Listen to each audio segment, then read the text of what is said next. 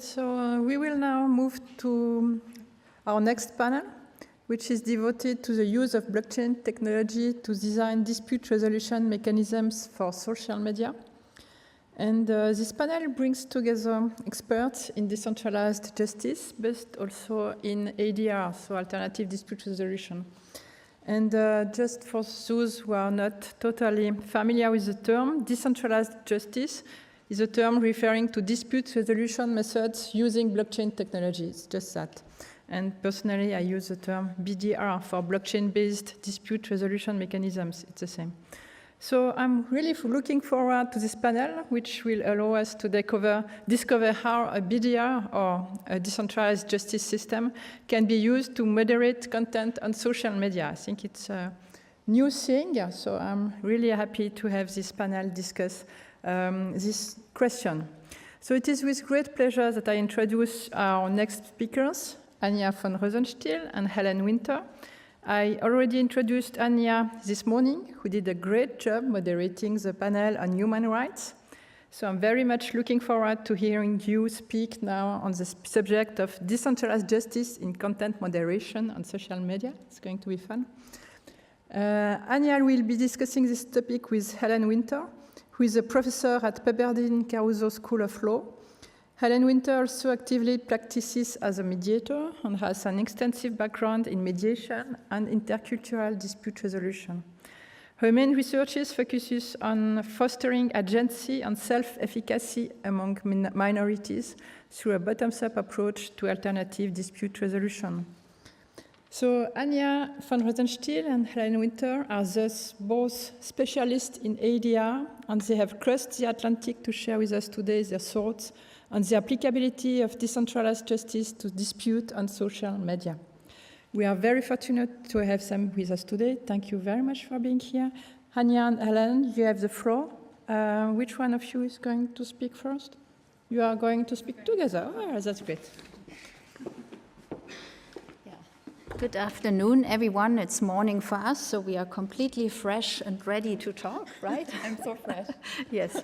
The topic, yes. So basically, we have an ongoing conversation since more than a year between someone who actually ventured into decentralized dispute resolution, DDR, but I'm thankful for the term blockchain-based dispute resolution because I'm German originally, and DDR has a very different meaning. So let's stick with BDR. So venturing into BDR and then meeting Helen, a mediator at heart. And so we took up this conversation and basically continue it here. Decentralized justice as dispute resolution mechanism for social medias, adding a question mark. Helen, you want to get us started? Yes, absolutely. First of all, thank you everybody for having me join the field and join your community without judgment. I so appreciate that. It's still a new field, so I'm very happy and am here with a learner's mindset. We're going to discuss the question from ODR to DDR. Is this an evolution or a disruption? And just to kind of take you back to the fundamental ideas of ODR, ODR promises scalability, it promises access to justice. We've talked about it this morning. It promises automation, and it's now being regulated recently with the DSA. And so the question that we're going to pose is, does DDR, decentralized dispute resolution, does that fit into the regulated notice, complaint, and redress framework of content moderation? And for that, we're just going to go into the history a little bit of online dispute resolution, right? Consumers didn't know where to go, who to sue, and suddenly there was the chance of complementary redress. They were able to do this online and more easily, so there's a different scope of ODR. There's transposed ODR, going from an offline space into an online space, restructured ODR when it's about streamlining information, for example, through questionnaires, and then lastly, there's automated ODR, which means that tech can serve as an intermediary, can assist the third party and also the disputants during the dispute resolution process. So what are some of the advantages and disadvantages of online dispute resolution? We talked about it already this morning, but just to summarize, right, it's easily accessible, entering the online space, so you could think. That's debatable as well. It is definitely efficient through timely decision-making processes, and it is also cost-effective through automation. However, it does challenge some of the fundamental principles of ADR, which is, for example, impartiality. If you think about that, for example, in social media, the social media platform provides the dispute resolution infrastructure. So how can that be impartial? Question mark. It challenges fairness, it challenges privacy, there's limited fact-finding available, and also, of course, since the social media platforms will be in charge of enforcing the decisions, it challenges the credibility of the decision as well. We talked about the EU now becoming active with the DSA. It goes back to 2013, Article 1, the regulation on ODR for consumer disputes. And here just to summarize some of the principles, independence, impartiality, transparency, right? Easy access, how difficult would it be, right, for users to understand? Then it has to be effective, it has to be fast and also fair. And today we also addressed that, yeah, there might be a Brussels effect. It's questionable, but there might be a Brussels effect moving forward.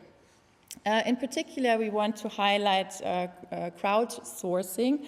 Crowdsourcing can be viewed as an evolution of democracy. As every online user votes with their clicks, and then technology sort of, decides who wins essentially and which elements win. And it describes a process by which the collective knowledge of the crowd is harnessed, and therefore it can be seen, the output can be seen as more trustworthy. And now we talk about the advantages of crowdsourced content moderation in the context of social media. If we think about the crowd, sort of wisdom of the crowd making decisions in content moderation, some of the advantages are, of course, scalability, efficiency, then, of course, what the platforms love, low costs, and community participation as well. If we think about this, we have to think about, how would this be regulated? So first of all, the question is, do you see the slides? No, okay. First of all, the question is it a decision or is it a dispute resolution mechanism? And why does it matter? It matters because if we talk about content moderation as a dispute resolution mechanism, different procedural standards apply to disputes beyond code as procedure. And we can think about content moderation as de facto education because the social media platforms actually make decisions about, they perform legal actions and they impact individuals' rights with their decisions in content moderation. So for that, we classified it here as a dispute. And then we have to question, what does it mean if one of the parties of the dispute is a private actor that is also driven by profits? What does it mean if this private actor also controls the enforcement of decision? And, and we're talking about an open decision-making process as well. So it's not closed anymore. It's not just two parties having a dispute. It's actually in an open field.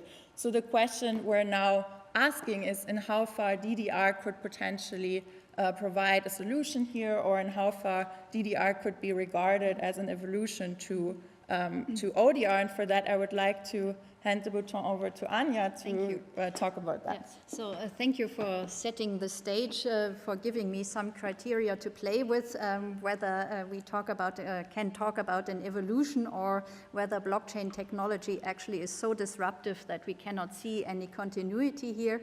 So I start with, I want to focus on the characteristics first and then talk about the advantages and disadvantages to introduce this technology, and at the end also also what kind of functions it could have in this content moderation context. So if I start with the characteristics, so to talk about an evolution, what is similar, the openness, so basically anyone can join such a decision-making or such a mechanism by buying tokens, and it is open insofar as the information that is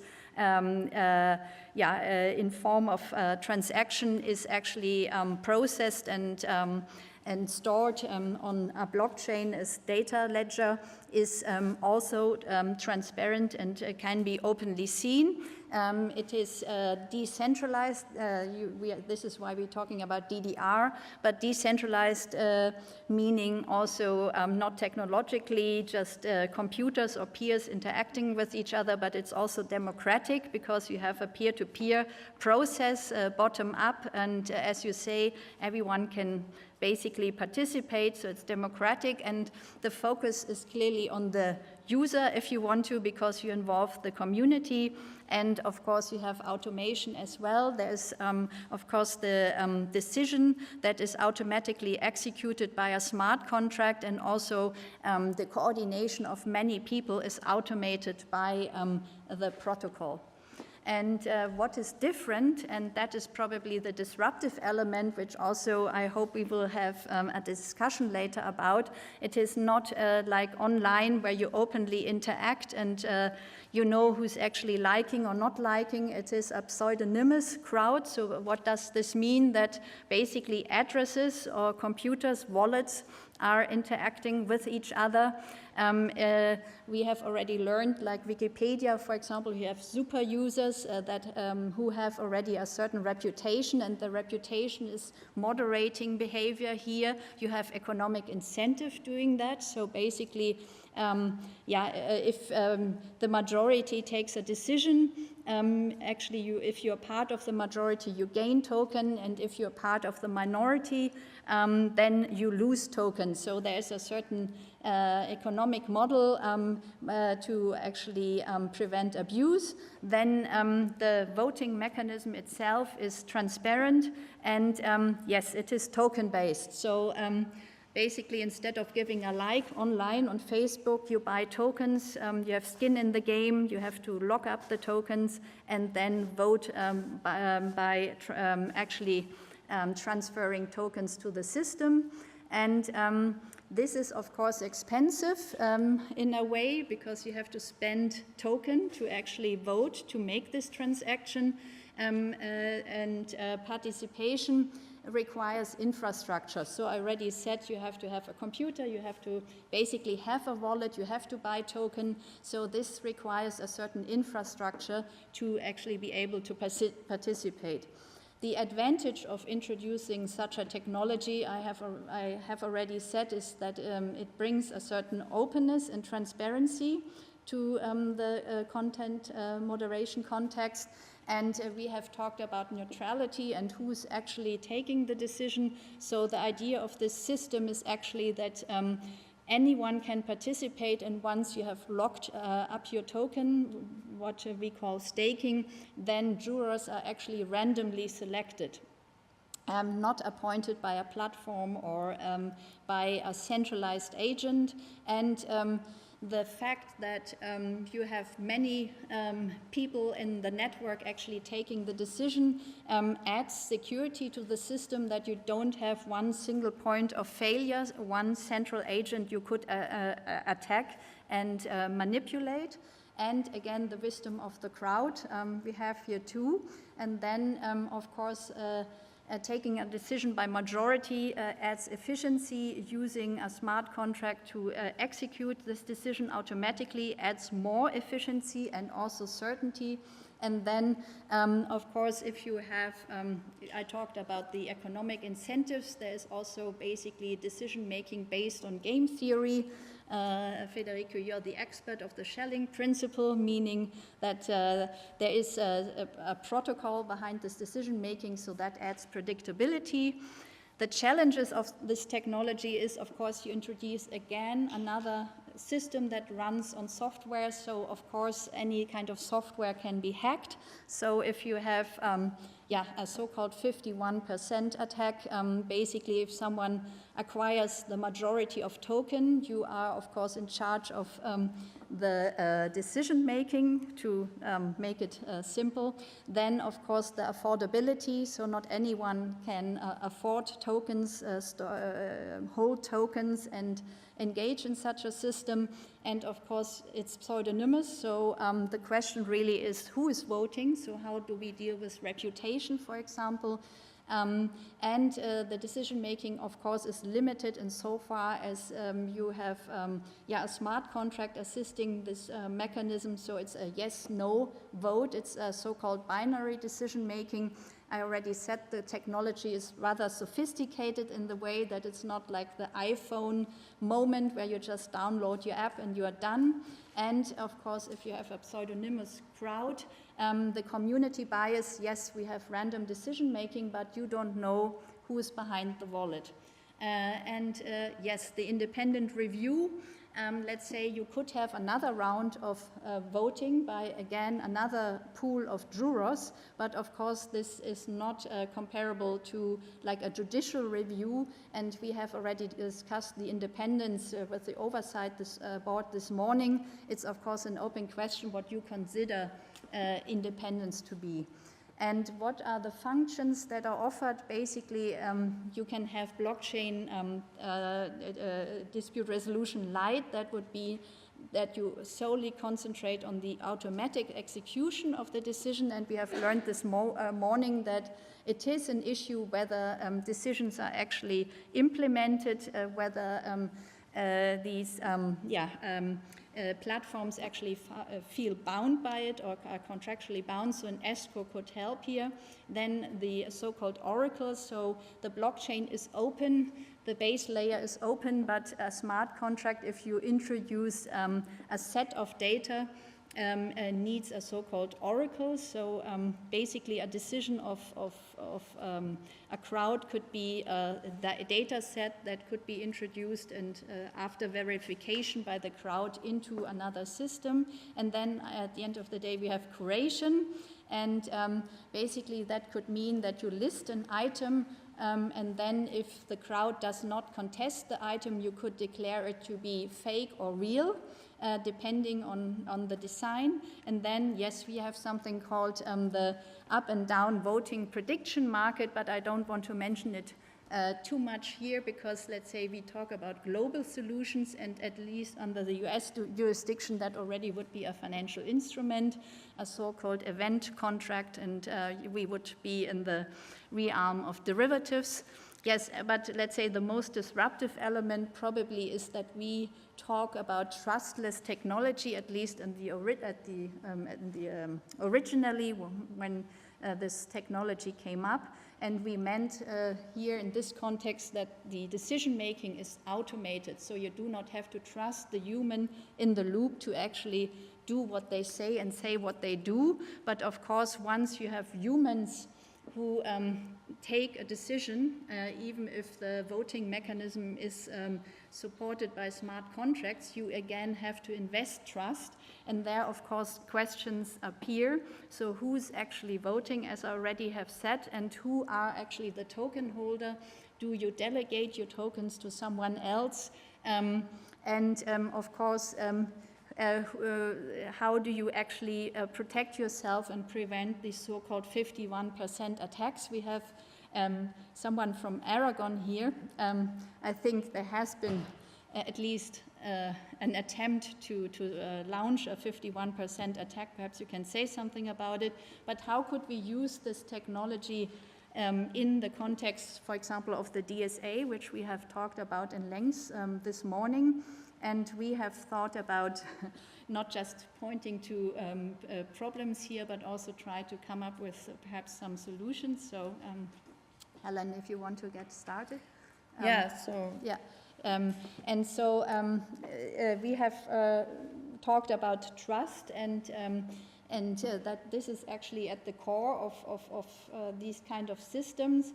And in the context of DSA, we have the so-called flagging, so we notice an action mechanism, and here we could think of a crowd and also using a voting mechanism based on a smart contract to actually do the flagging.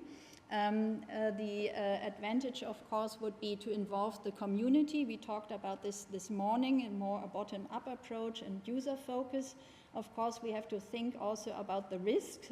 We don't know who is behind the wallet. It could be governments strategically flagging such content. And also, we have transparency of the decision-making, the voting mechanism, you know,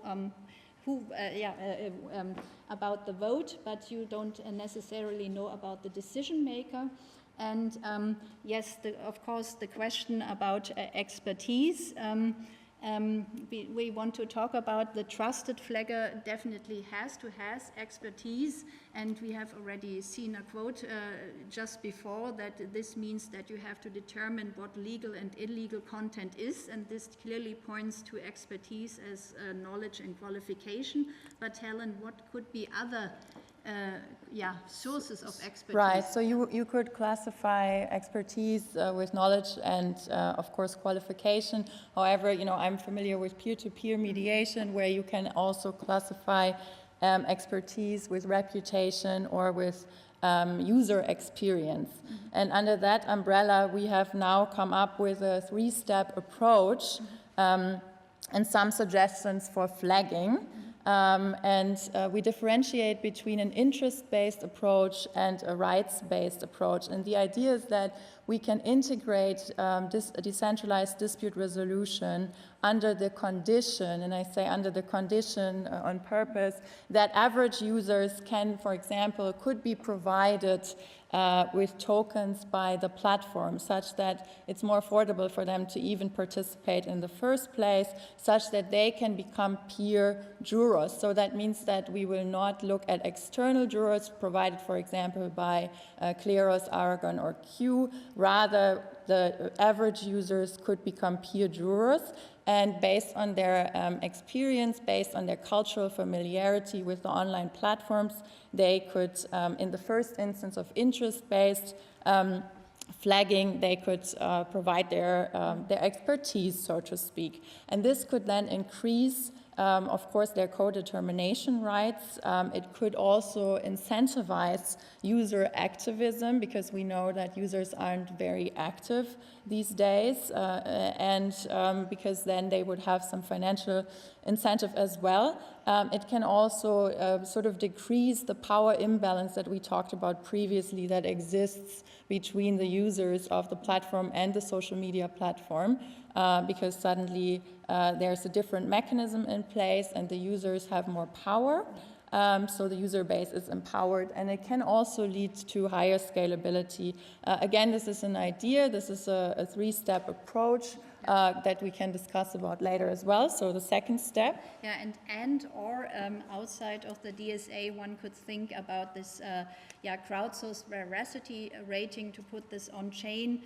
Basically the same idea, just on chain, that you basically predetermine a value above which the crowd determines if it's above 1, for example, it is considered as fake, or below 1, it is considered as real.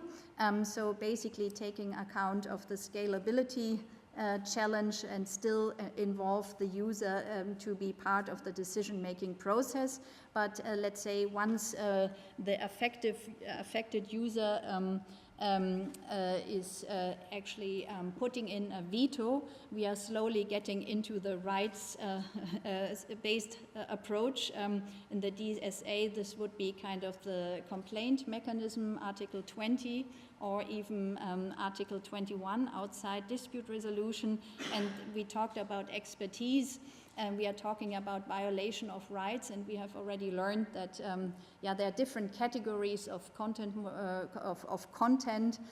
So if it's really about rights and opinionated content, then we probably need qualification, and at least in the under the umbrella of DSA, and knowledge, where such a process, I guess, would not fit in.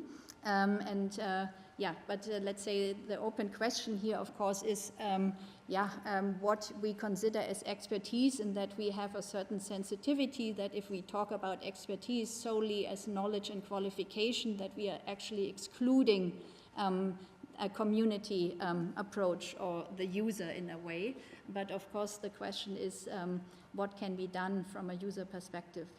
And to conclude, I already asked the question before, what actually is the scope of the DSA, but I want to broaden it a little bit. We are in a very dynamic situation, so we talked about social media, but we have a certain conversion of social media and messaging services, of traditional media, social media, so it's kind of a moving situation, and I think, we think that the next frontier probably are these large groups, Telegram groups of 200,000 people, where a community basically organizes itself, and where again we could perhaps draw from the experience of even decentralized autonomous organizations which use blockchain for their governance, and also could be added a dispute resolution mechanism, and for us it's of course important that we look at the user focus of DDR, and that we think about empowering average users as peer jurors and putting the participants in the middle of the dispute resolution process, making them part of the process, perhaps even thinking about the design question, asking them if they even want to be part of this. And then that could also lead to, we talked about it, an independence from platform providers. Suddenly the platform provider is not a party anymore, and is also not responsible for the enforcement anymore. Rather, we have decision making and enforcement via smart contracts. Yeah. And if we talk about the rebalancing of power, because we have an overall contractual relationship between the platform and the user, and a certain power imbalance, let's put it that way, how can we rebalance? You already mentioned that, but also the neutrality of jurors. If we have this randomness in the system, if we can guarantee it also with the tokenomics at play, then we might add, we might add another element to this rebalancing, and also really what I just said, the diversification of experience is worthwhile thinking about. We have already learned today that about the different connotations of harm, and to localize also, and to diversify the experience, and this could be done by perhaps this hybrid format which we suggest, and which we are happy to discuss with all these knowledgeable panelists and with you experts in the audience to go further. And we wanted to thank you to this quick ride through the history of ADR, ODR, and BDR, not DDR. And happy to continue the discussion later. Thank you. Thank you.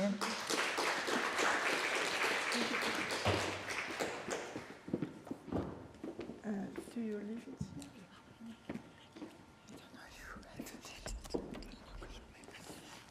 Okay, so thank you very much, Helen.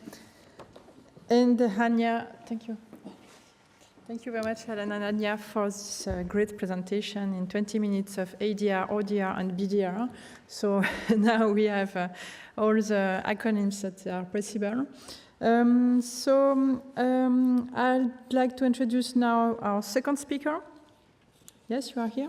So I'd like to welcome to this panel Yann Aouidef, who is a PhD candidate at the Université Paris 2 Panthéon-Assas.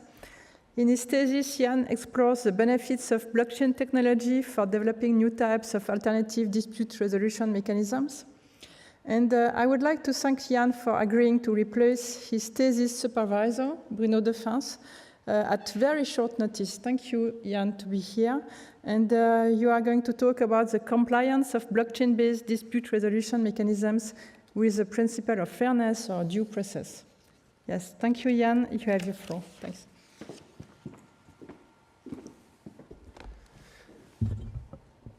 Hello. So thank you for this introduction, Florence. And yes, actually, Bruno Defens, my PhD advisor, was supposed to be here.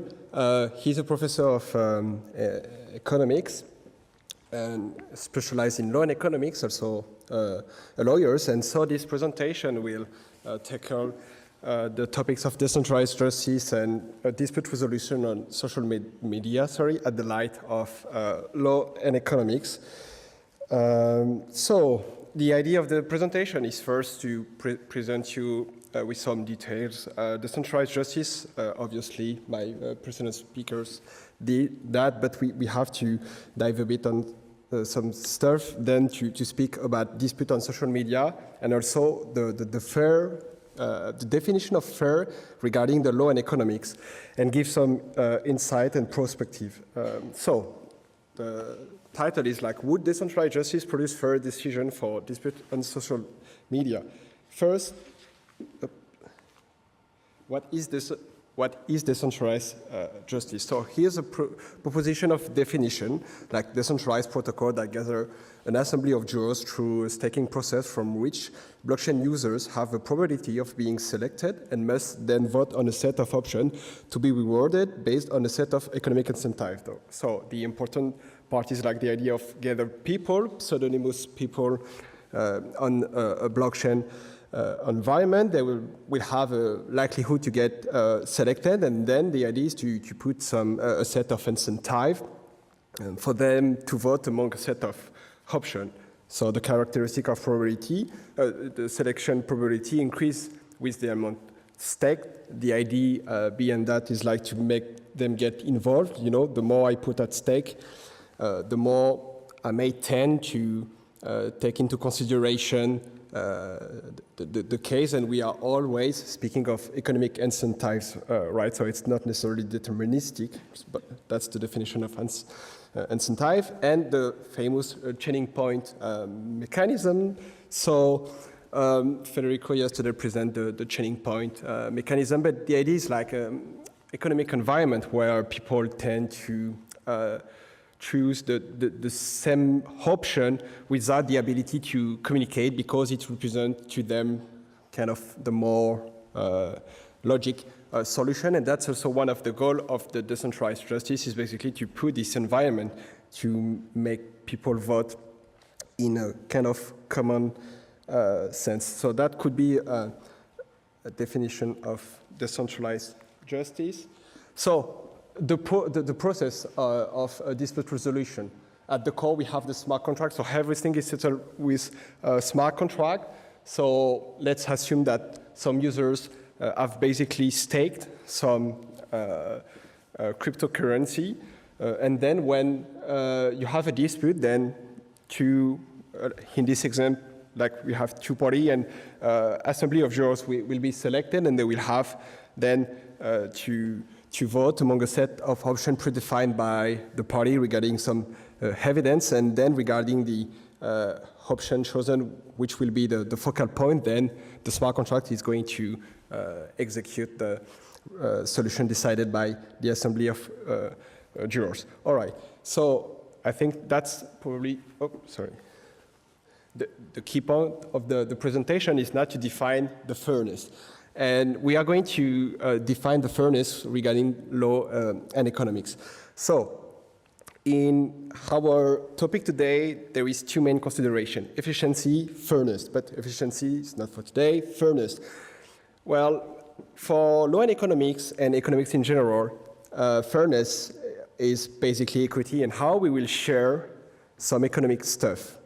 Either gain, loss, and it's all about allocation sharing, how we share loss, how we share gain, and that makes also the material of public goods, right? And so basically, for that, we have three approaches. The utilitarian one, which is basically we have a look on whole utility of economic agent and try to maximize all the utilities of people involved, and regarding how this will affect the, like my favorite situation, how this situation will affect the situation of another person. So it's involving basically game theory. Also, you have the egalitarian approach. So basically, we should share equally any profit, any gain regarding the economic action that we have as a society, and the last like libertarian approach, obviously, is like we must push forward the individual freedom. So obviously, regarding the approach of fairness, it will depend on how we want to define fairness, and those three approaches are different, and basically will demand different action and consideration. All right, so now we can discuss basically what could be decentralized justice and dispute resolution for social media. So I think the first question will be, what could be the focal point in social media? Again, the focal point is like the option, the situation, the solution that the Assembly of Jurors will decide to choose, basically. And so basically, regarding this environment of social media, we can ask like if the focal point could be political, because people, for them, regarding their norms, the environment of the social media, it will be more logic to vote for, let's say, a left option or right option in the sense of politics. For the socials, like regarding any norm of the society, etc., and considering also that we may be in a pseudonymous social media, so also questioning here. And yeah, basically it's like, how can we ensure a fair sharing in a social media? And again, actually, this social media could be decentralized with other requirement. And so that's the main question. What could be for the community around the social media, their notion of fair sharing? We also can ask who are the user and their nationality. So for instance, you have an interesting paper of Bruno Defin, Bariola, and Meuzy on law and equality, basically how the type of legislation of your country will influence on inequality. And the conclusion of this paper is like in common law society, basically you tend to have a society with more inequality compared to non-common law society. So there is also a question of the nationality of the jurors, like how they will vote, obviously regarding then their nationality. And also, like with the metrics, we can see that basically most of the disputes resolved by decentralized justice are kind of small. You have very few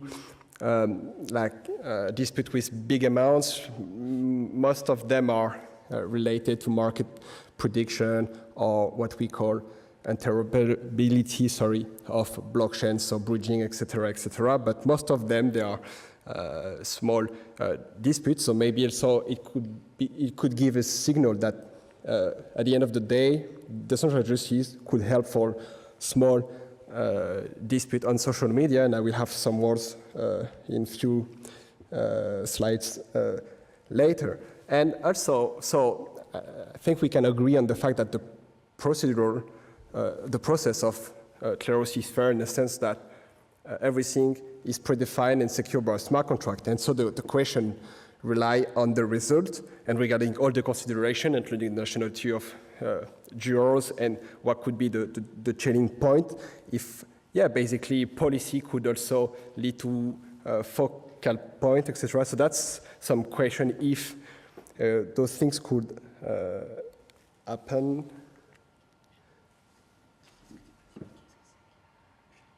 Oh, yeah, okay, sure. For the chilling point,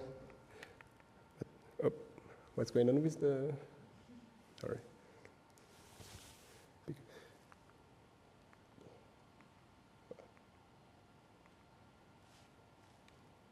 Okay, sorry, I'm gonna try to, how am I supposed to get back to the beginning of the presentation? Okay, perfect. So here, no, so the chilling point is like, for instance, let's say we have to, the very basic example is like, let's say we have to meet in Paris. I mean, we have, and assume that we don't know each other, right? I have like no information of you, but we have to meet in Paris, we have interest, right? And let's say we have to meet at noon, right? So where could we meet in Paris? I don't know you, I don't know what's your favorite place, I don't know if you like a specific restaurant, type of food, whatever. Well, maybe for me it will be the basic Eiffel Tower, because it's like the most famous, basically, monument in Paris. For New York, could be like Grand Central Station, basically, like literally below the American flag. That's like a space that sends signal for people to, yeah, just pick those place, and the idea is like we have an interest to converge to the same option, right? So that's the idea of the chaining point. And the theory behind it is like, in a situation where we cannot communicate, then we will tend basically to the more logic, this option that makes more sense because of the signal that this option send, basically. So let me, yes. So I think now it can be interesting also to discuss more generally on dispute and fairness in social media. First type of dispute we have on social media, I think it's very large, like from different interaction, right? From people feelings to policy violation. Of course, you know, on social media you can like have dispute because you don't like what another person say, but it's like more up to you, and from this to the very kind of frame policy violation, sorry. And also more generally, I think, and it's getting to be more true to some extent, like the digital space starts to become a bit like of a metaverse. So it's like push a bit forward this idea of interaction in a digital environment as a metaverse. So yeah, maybe also the dispute will be more and more related to what we could have as a relation in the non-digital world. So, and even some company, I think of Meta, obviously, like want see the future with a metaverse. So that's also some thing that we can have in mind and question. And also, so we see now some decentralized system, literally decentralized network. And the idea is like to avoid a centralized entity to be able to decide on what should stay or not on the social media. And with that, we can basically question, so what could be the sharing of the loss and the gain, so in general, so how we decide on what should be basically removed or not, and by design it's decentralized. So yeah, I think it will question that, yeah, it's like the gather of many persons from different jurisdictions, different norms, social education. So yeah, leading again with many questions regarding economic theory. And I think one of interesting part, kind of touchy, I guess, for legal practitioners is like, actually, economics theory don't expect justice to be fair in the sense of results, meaning like the economic process, basically like maximization, optimization of functions, thinks that at the end, it's like the market of whatever is going to bring the more relevant situation. Here, our sharing of gain, so the allocation, you know, and you have, for instance, this illustration with Adam Smith and the invisible hand that's managing everything. So here, for that, I think Bruno would have like to say like it's like a guideline, because obviously social media are part of our life, so there is also a strong social, philosophical, political aspect. And the idea is not to say just the justice should not get involved into this, but just like with this economic aspect, maybe keep this in mind. And also more related to decentralized justice is like, yeah, when you have to vote and as the majority to get reward, maybe your freedom of decision is not the same if you have worse or not, and that's also a thing to question, obviously. So that could be like kind of nomenclature that I could propose kind of basic, but I think at least you have like the critical dispute, and I think like centralized system, centralized resolution as the overboard of Meta kind of makes sense, because yeah, you need like different expert, sophisticated person, and also make sure that you have many nationality represent and with a real ability and independency to decide. So that's, I think, interesting. And then, yeah, you have from mid to low, or here you have more questions. Like, so it will depend of the user approach. Basically, it could be like dispute related. So of like, do we want to have political stuff on media or social media, or we just want this social media to stick with some topics, whatever. It could be very broad and not necessarily violating any policy or norms, but more related to basically users' feelings.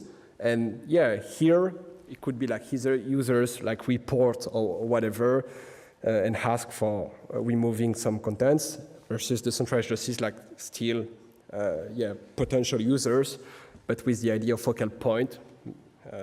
And yeah, the law dispute, I think like probably AI will basically overtake this area. And I think like to conclude some perspective, for decentralized justice, I think we should stick with the fact to analyze the jurors' behavior, again, with the question of their nationality, maybe see, and obviously it's not that easy to have this information, but have a look.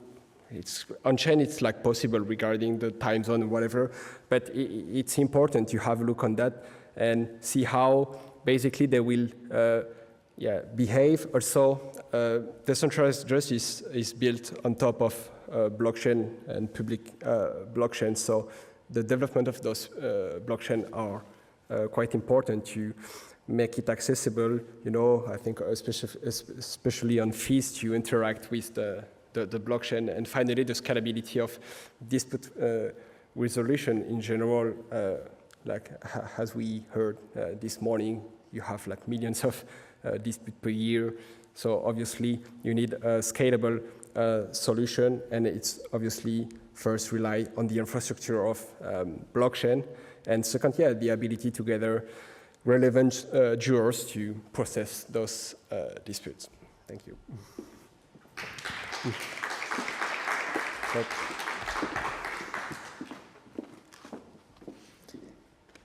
Thank you very much, Yann, for this very interesting presentation of the challenges of assessing the fairness of BDR, of decentralized justice system. So your presentation makes some kind of an echo with the other presentation of the day, because we always talked about legal perspective of fairness, and you come with another idea saying, well, maybe it's not fair under a legal point of view, but it may be fair under an economical point of view, and it's totally different. And in the blockchain environment, what is important is not the law, because there is no law, so to say, it's just a code.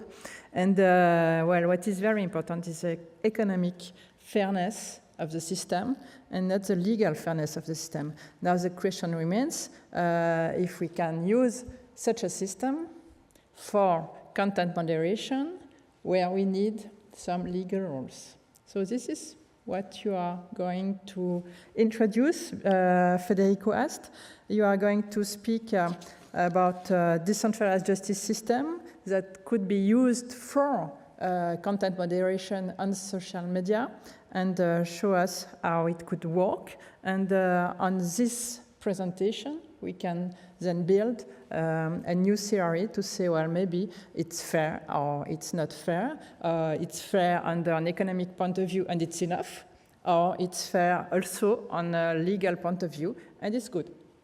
So thank you very much, Federico, to show us this new way of content moderation on social media, and I'm very much looking forward to it. Thank you.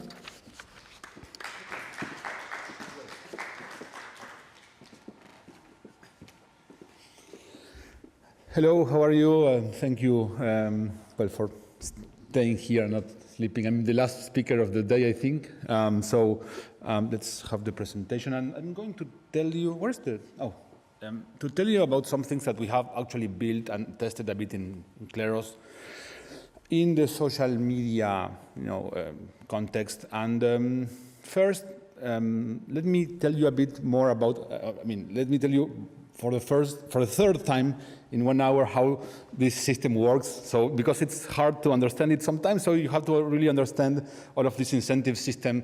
So, this is the typical example I give when I present Kleros to people for the first time. You have Alice and Bob. Alice, she's an entrepreneur from France. She wants to make a video for her company, like a 2-minute promotional video. She hires Bob from Guatemala. And there is a dispute in the contract because she claims that he didn't do the work with the quality that he was expected. And of course, she's not going to go to court in Guatemala. She's not going to go to arbitration in the ICC for a 1,000 euro kind of small video. So this is where Kleros, the initial ideas for Kleros came from this type of use cases.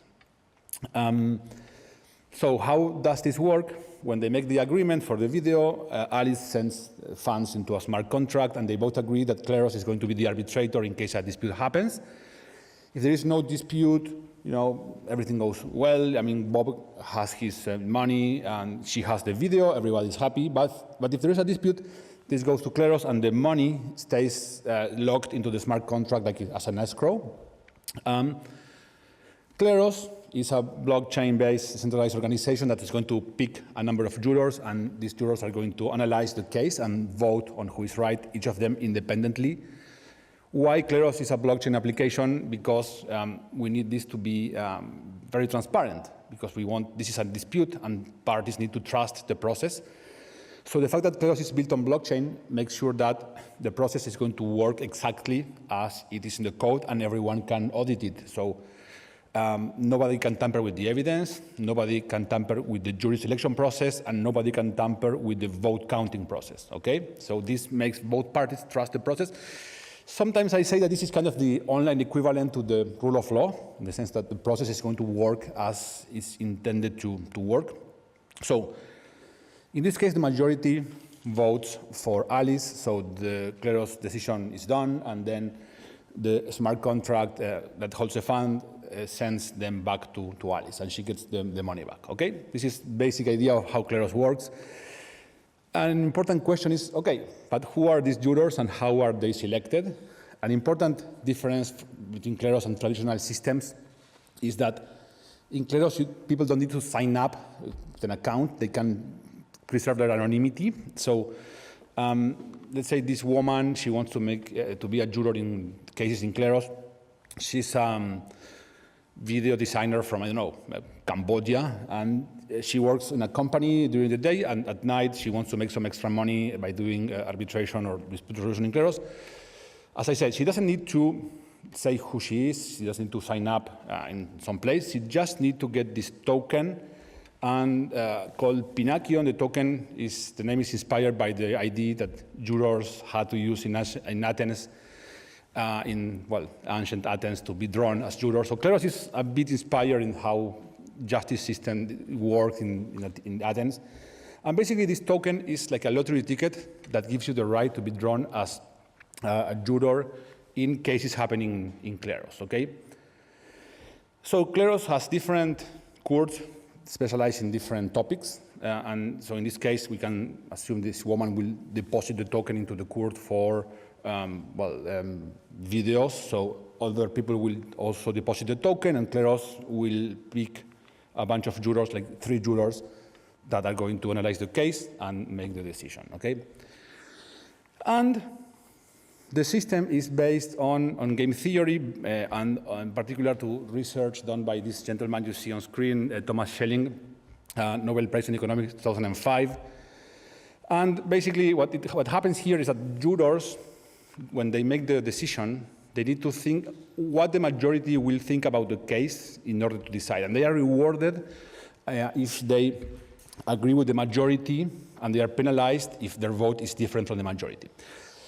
So this might sound a bit like silly to some, but it's a bit more complex in the sense that jurors, they don't just need to agree with the other two jurors. I mean, if there are three of their just of the round, they need to agree with potentially what a general court of 500 jurors would decide in this case if the case was appealed. So if someone is not happy with the case, with the decision, they can appeal a number of times, and then the panel that decides the case will grow from 3 first, and then twice as many jurors plus 1, from 3 to 7, and then to 15, and then it's going to grow to 30, and so on until 511. So in some way, what jurors need to do is to think not what the other two guys are going to think, but what the eventually Supreme Court, if you want, will decide. And the Supreme Court involves all of the people in the community, right? Do you understand this? Because I'm seeing these faces. Okay. Why this system works like this? Because it's like a very much more efficient than traditional, dispute resolution systems. It has this mechanism design, makes it like it's very fast, it's very cheap, and it has a transparency that comes from the fact of blockchain. And let me tell you something. This is more or less how the system works in Facebook. If you see how the system works in the places where you have the decision makers, where they outsource the cases, people are rewarded to try to vote like other jurors that are in there. They are not called jurors, moderators, but they're expected to have like a similar vote like others. If you are incoherent many times, then you are penalized and you could be like fired. So this shelling system, which is a bit like weird in the sense of, or in the context of dispute resolution, it's not that weird if you put it in the context of how systems work for content moderation. Okay, so content moderation is a big problem in the world. There's lots of books about this because of, polarization, different things. These are some that I read for this presentation, and I really recommend to you. And Facebook makes lots of content, moderation mistakes, and that's why, the oversight also board works and exists. And at Kleros, we had the idea that one of the use cases that we could have would be like social media. Since the very early days, this is the original white paper, 2017.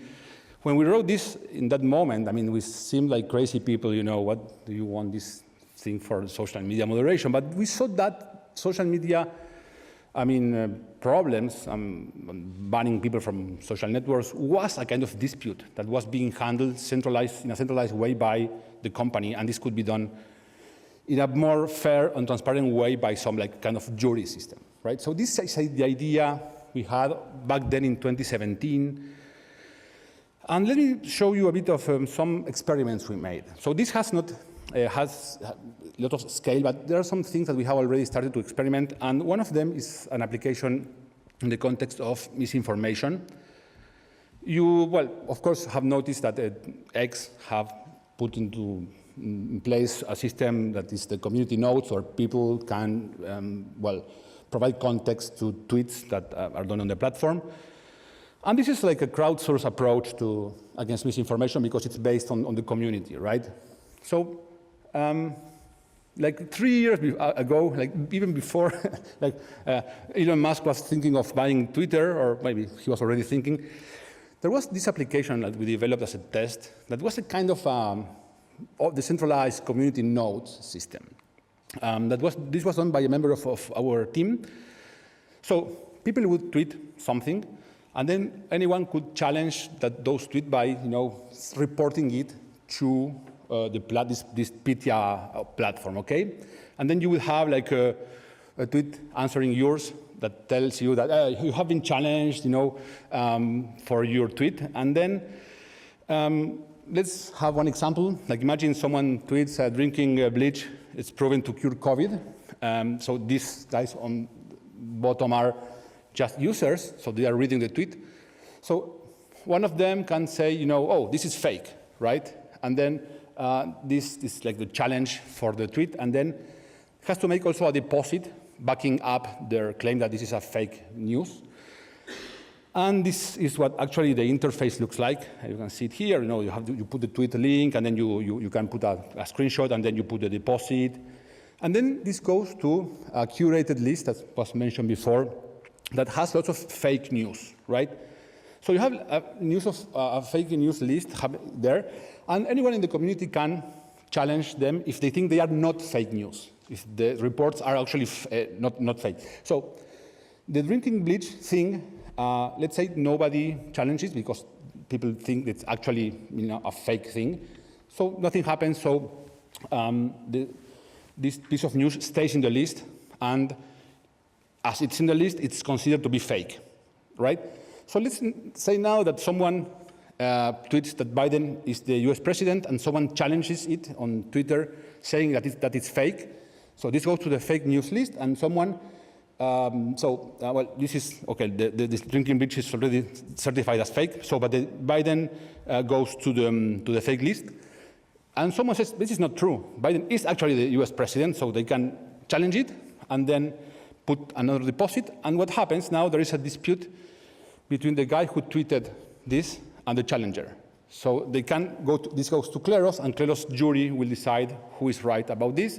And in this case, of course, the challenger will win because Biden is actually the US president. So the news, this item is going to be removed from the list, and the challenger will get the deposit back and the deposit from the other party. So this is a decentralized mechanism to make the like community verification, community notes that Twitter does in a different way. So see, this is fully decentralized in the sense that people make the report, people make the decision, and everything is like public, okay?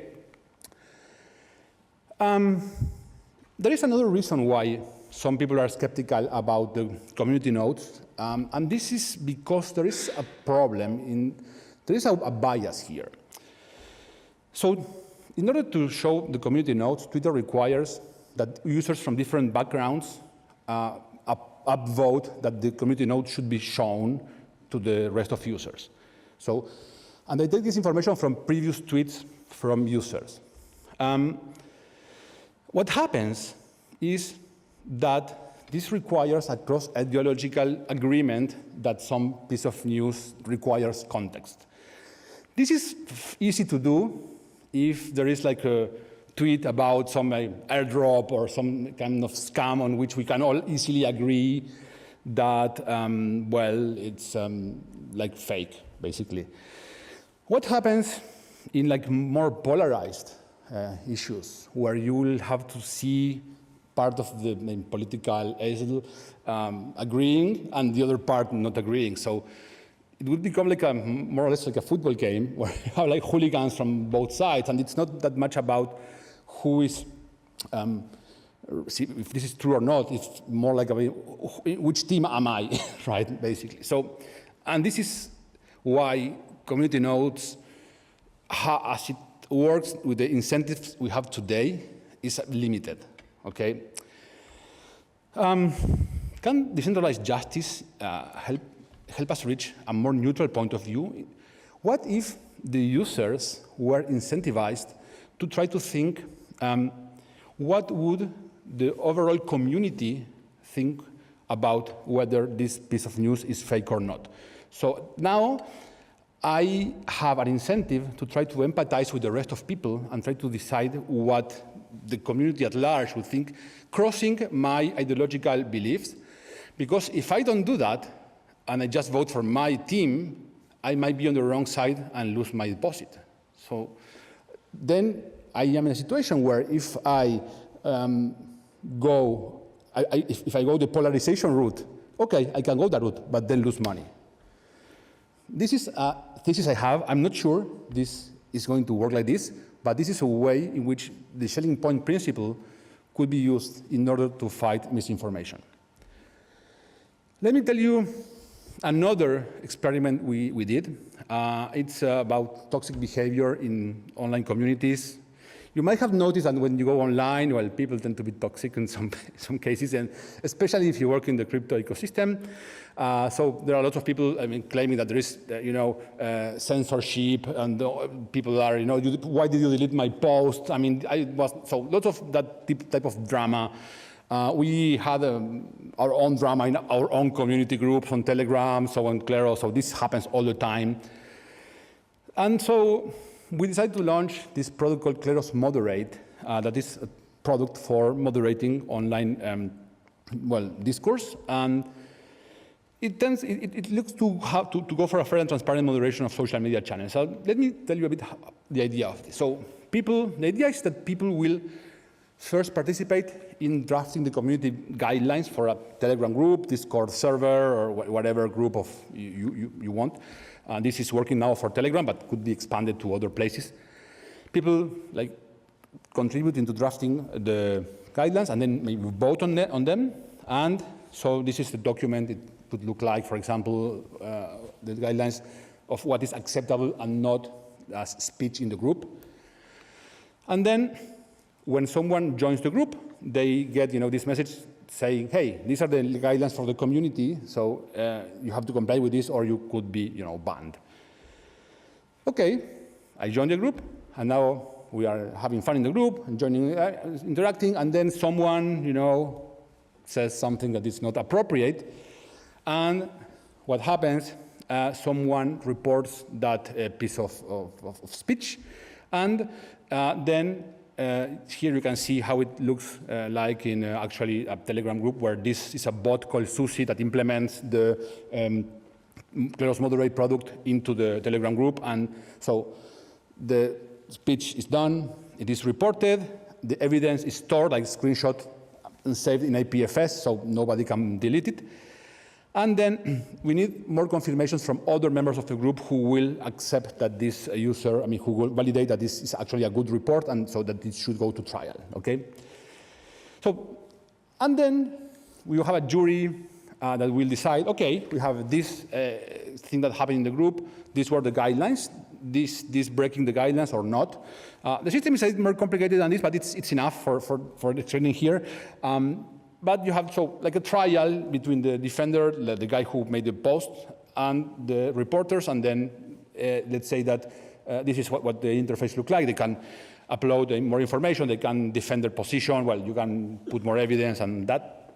And then let's say that the Kleros jury votes that actually, yes, there is violation of the guidelines, so now the user that violated the rules is going to the Kleros jail, and then the guy could be, let go from jail, maybe because he finishes his, his sentence. Could be 1 day, 2 days, or whatever the jury decides, or sometimes paying some kind of bail, some money that goes to the community and that could be used for like some public good service, to the community. So, and then he recovers the right to work and be in the group.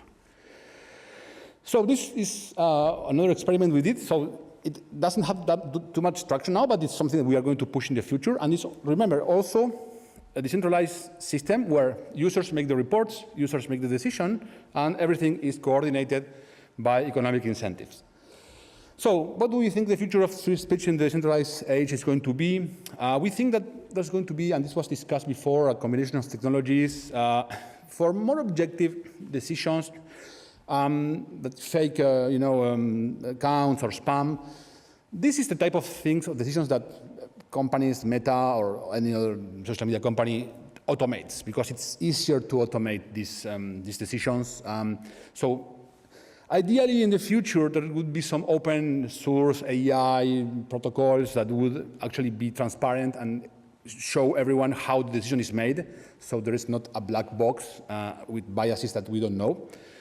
Then for more complex cases, that is where Kleros is going to be more interesting, where you have like context to understand, interpretation of, well, a number of interactions that happen in the group, where open source, where AI is not very good and that you need some human understanding of emotions and stuff like that. So that's where Kleros, we think, is going to be more useful. So the future is going to be, in my opinion, centralized social media platforms with open source algorithms for content moderation, and also this use of Kleros and economic incentives for moderating content when you need humans. So this is how we think the future is going to be. So thank you very much. I'm happy to engage in the discussion now.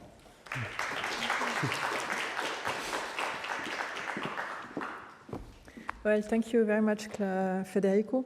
Of course, you are one of the co-founders of Kleros, but I think that everyone knows you, so I just forgot to introduce you, sorry.